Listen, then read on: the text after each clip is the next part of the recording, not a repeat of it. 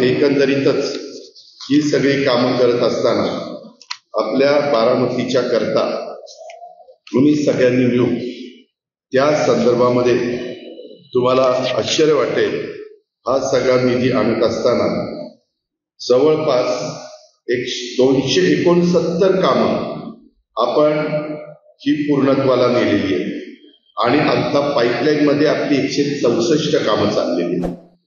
एकूण 433 कामं प्रस्तावित होती आणि त्याकरता त्याच्यात महत्वाची कामं पण तुम्हाला समजली पाहिजे. एक म्हणजे शिवसृष्टी विकसित करण्याचं मोठं काम चाललेलं आहे.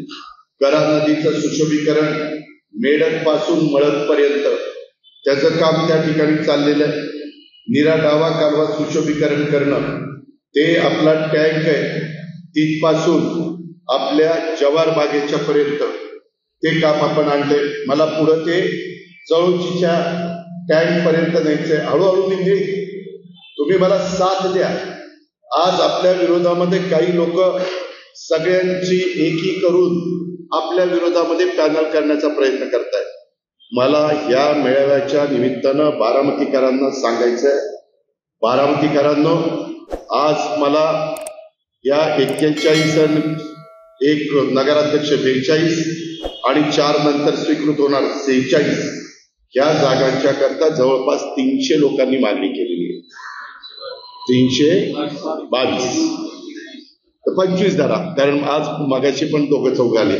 325 ह्याच्यातनं फक्त मला 46 निवडता येणार आहे. पण जो सर्वसामान्य बारामतीमध्ये मतदार किती आहेत? 1,02,000. 1,02,000 हा बारामतीचा मतदार आहे, बरोबर ना? आणि ह्या मतदार नगराध्यक्षाला निवडून देणार आणि मला वाटतं 20 प्रभागामध्ये 41 नगरसेवक नगरसेविका निवडून देणार. मित्रांनो, ह्याच्यामध्ये तुम्ही मतदानाला जाल किंवा बारामतीकर जाती, त्यावेळेस जातीचा, पातीचा, नात्याचा, गोत्याचा विचार करू नका. फक्त घड्याळ हेच बघा. ते घड्याळ त्या उमेदवाराचं घड्याळ नाही, ते अजित पवारचं घड्याळ आहे, बारामतीचं. हे समजून तुम्ही, कारण आता एकेका ठिकाणी जर 20-20 लोकांनी, 15-15 लोकांनी, 5-5 लोकांनी, 6-6 माझ्या भगिनींनी, खूप जणांनी उमेदवारी मागितली. सगळेच तोलामोलाचे, सगळेच ताकदीचे, त्याबद्दल दुमत नाही. प्रत्येकाला वाटतं की आम्हाला प्रतिनिधित्व मिळालं पाहिजे. समाजाला वाटतं की आम्हाला दादा आतापर्यंत मिळालं नव्हतं, आता आम्हाला द्या. असं साधारण सगळं मी पाहिलंय. मी फार बारकाईनं सगळ्या गोष्टी टिप्पण करून ठेवल्यात की उद्याच्या काळात मला काही नवीन व्हिजन असणाऱ्यांना त्याच्यामध्ये सामावून घ्यायचं. त्यांच्याही मनामध्ये काही कल्पना आहे, त्यांच्याही काही अपेक्षा आहे.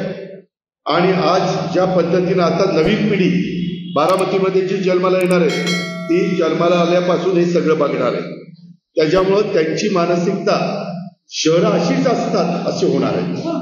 त्याच्याकरता आपल्याला अधिकची वेळोवेळी भर टाकावी लागणार आहे.